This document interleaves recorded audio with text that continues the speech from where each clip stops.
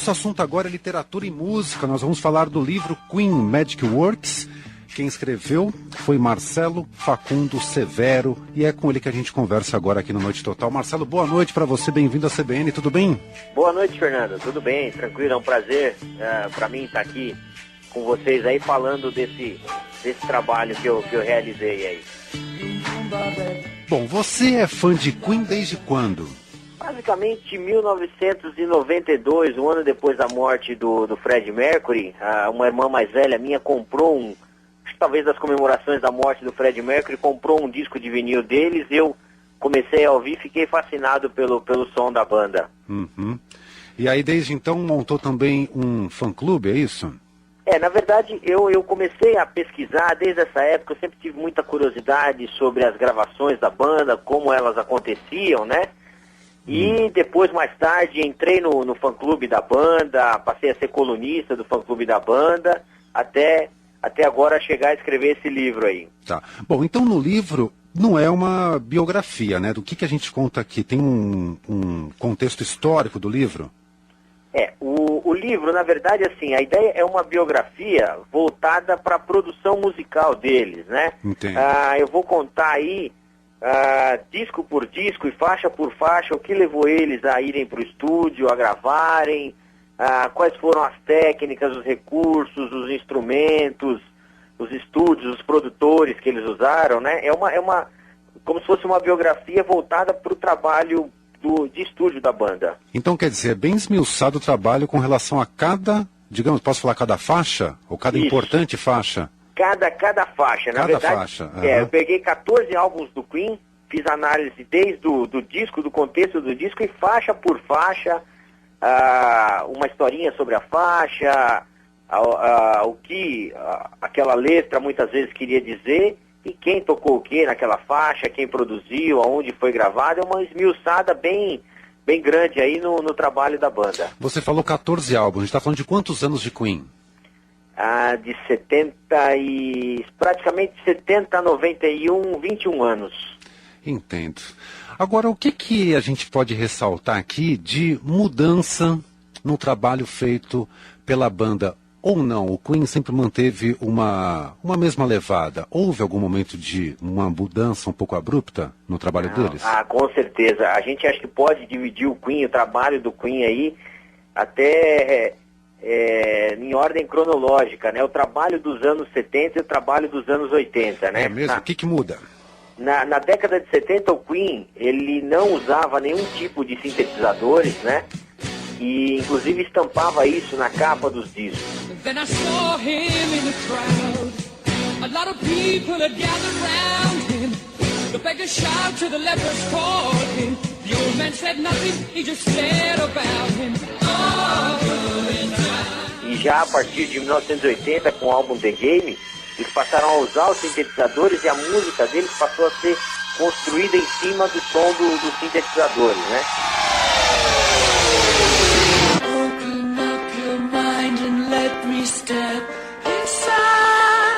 Então eles faziam na década de 70, a gente pode classificar um heavy metal com rock progressivo, e a partir da década de 80 o som deles passou a ser um som bem mais pop, bem mais calcado no pop rock. Uhum. Agora, sobre a figura Freddie Mercury, o que você pesquisou que você pode contar pra gente que está aqui no seu livro? O Freddie Mercury, além de tudo aquilo que a gente já conhece dele, da capacidade dele como músico, como cantor, como intérprete, né? Uma coisa bastante legal que a gente vê aí no livro é realmente o Freddie Mercury dentro do contexto da banda, né?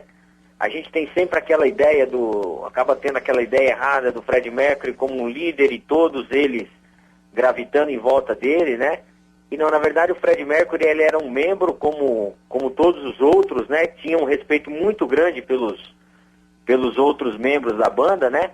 E era um elo de união. Geralmente eles brigavam muito, o Freddie Mercury acabava como sendo um apaziguador ali das diferenças que eles tinham.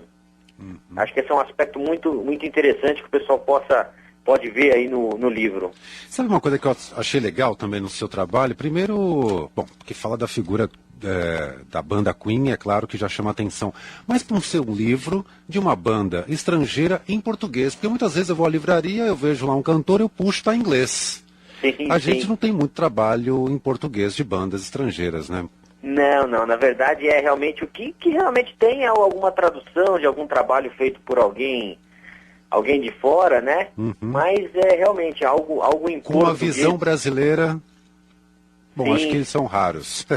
E é interessante, assim, que eu coloco no livro, por exemplo, né, por ser uma visão brasileira, eu dou enfoque às apresentações do Queen no Brasil em 81, no Rock in Rio em 85 também, né? Talvez num livro de fora você não ia ter esse enfoque, né? Sem dúvida. É.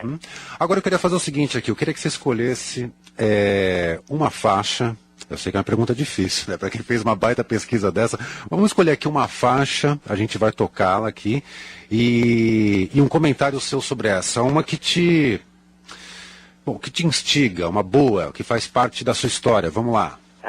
Vamos pegar a primeira faixa do primeiro álbum do Queen, chamada Keep Yourself Alive. Essa faixa ela tem uma história muito interessante, que eles haviam gravado uma demo dela no estúdio de Elaine Lia e estavam muito contentes com o resultado da demo. Ela tem um instrumental totalmente diferente, a introdução é feita com violão. E quando eles foram para o estúdio gravar o primeiro álbum, o produtor não aceitou que eles usassem aquela versão do Elaine Lia. E eles tentaram regravar ela por diversas vezes, sem ter sucesso, sem agradar tanto aos produtores quanto à banda. O resultado acabou ocorrendo de uma forma boa só quando na presença do engenheiro de som Mike Stone, que foi contratado. Ele veio e conseguiu trazer de novo, dar vida novamente àquela faixa, né? Ele pegou, o Brian May gravou 7 camadas de guitarra, ele conseguiu equacionar isso tudo direitinho e formar a faixa que a gente vê no álbum. É uma faixa muito emblemática porque é a primeira faixa, o primeiro single do Queen, a primeira faixa do primeiro álbum, e ela já traz tudo aquilo que a gente vai ver no decorrer dos anos aí da banda, aquela presença, os vocais do Freddie Mercury, as guitarras em camada do Brian May, né? Todo aquele som do Queen já estava presente nessa faixa.